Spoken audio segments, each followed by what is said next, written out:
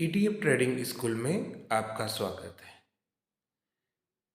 Top ETF के लिए आपको गूगल पे सर्च करना है ईटीएफ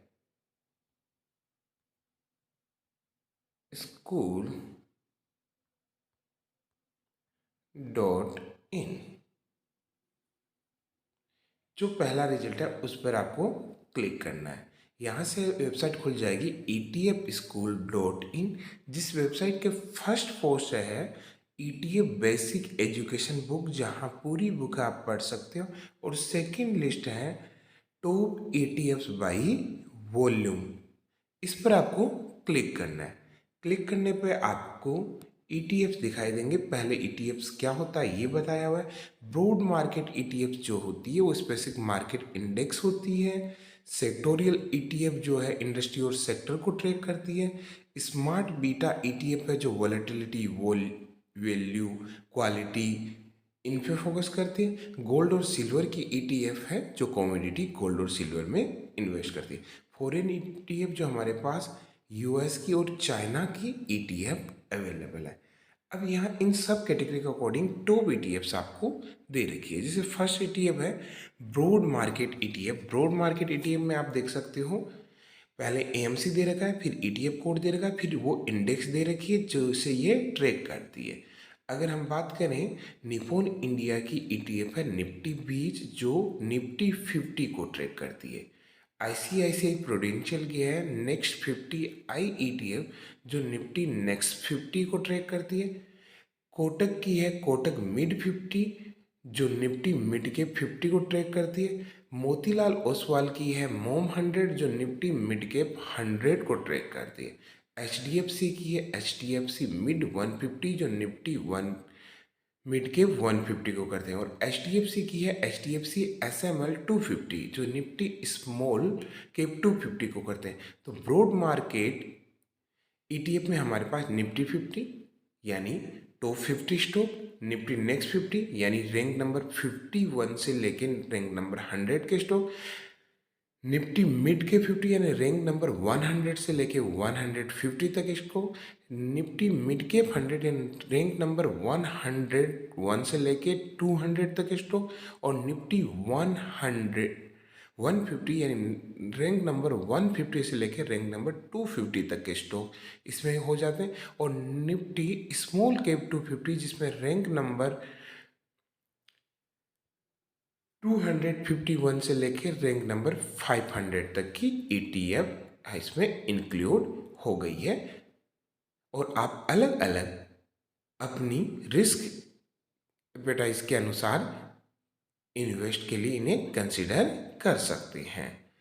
फिर आती है सेक्टोरियल ईटीएफ, अलग अलग सेक्टर की ईटीएफ। अगर आप कोई सेक्टोरियल बेट लगाना चाहते हो कि कौन सा सेक्टर ज़्यादा अच्छा परफॉर्म कर सकता है तो उसके लिए है निप्पॉन इंडिया की है ऑटो बीज जो निफ्टी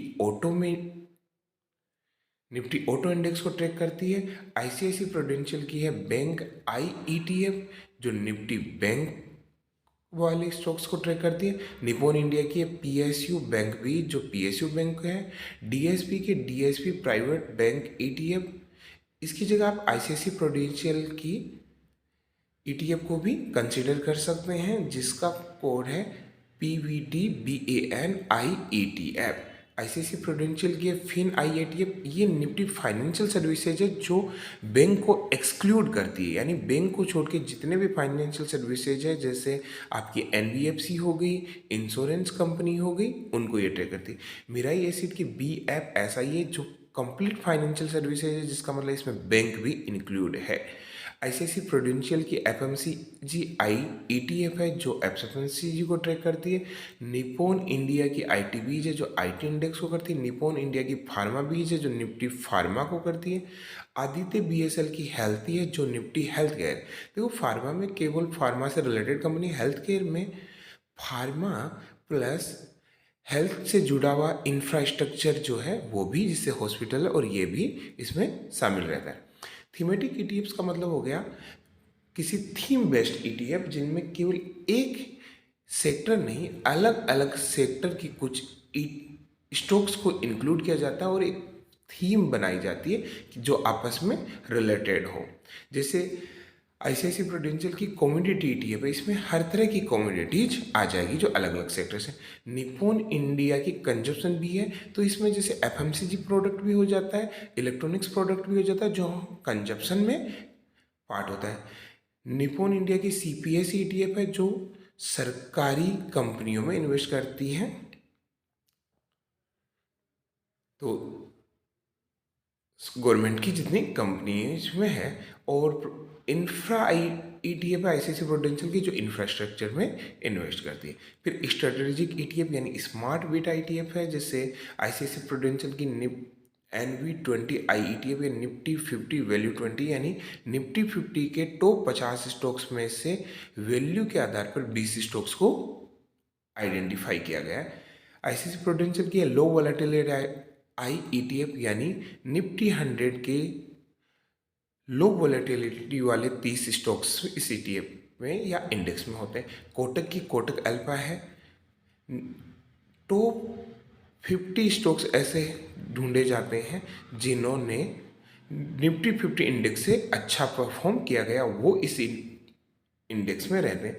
मिराई एसिड के अल्फा ईटीएफ है, ये निफ्टी 200 के स्टॉक में से 30 स्टॉक को अल्फा यानी जिन्होंने इंडेक्स से बेटर परफॉर्म किया उनको छांटते हैं। आदित्य बिरला की जो है निफ्टी क्वालिटी, ये निफ्टी 200 में क्वालिटी के आधार पर 30 स्टॉक्स का सिलेक्शन करती है। आईसीआईसी प्रूडेंशियल अल्फा 30 आई ईटीएफ जो लो वोलेटिलिटी वाले और अल्फा जनरेट करने वाले 30 स्टॉक्स में इन्वेस्ट करते हैं।